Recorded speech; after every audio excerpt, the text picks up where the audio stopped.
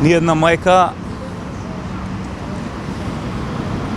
не треба да го закопа својот син.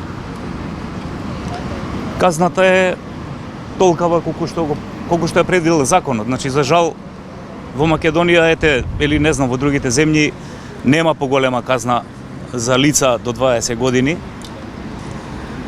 Меѓутоа, за нас како родители, за мене лично, и 1000 години да беше казната, односно, нема земски суд што би можел да определи вистинска казна за ова дело. Не можам да кажам дека не сум задоволен, како што има шпекулации во јавноста дека во Македонија воопшто не, нели, луѓето зборат дека нема воопшто правда.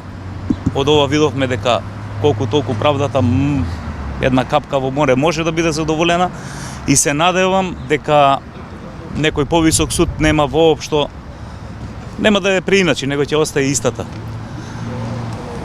Тоа е. Господине Саздовски, сте се сретнали ли со родителите на обвинетите? Не, со родителите овдека, нели, на судењава, ја би им кажал, што да им кажам? Само ќе им порачам да го најдат, односно да го кажат и третиот осомничен, кој е во бегство, бидејќи тие сигурен сум дека знаат кај се наоѓа. Да го кажат и нивните деца да не дозволат сами да останат во затвор, него како нивни соучесник и тој да сноси дел од вината за тоа што го направил. За Никола повеќе нема враќање. Тоа е, тие сите што го знаеа, а го знаеа многу луѓе, не беше насилник, не беше, сакаше да другарува со сите. Тоа е тоа. Најавивте дека нематеријалната штета ќе дадете во добротворници, или за каква цел единствено?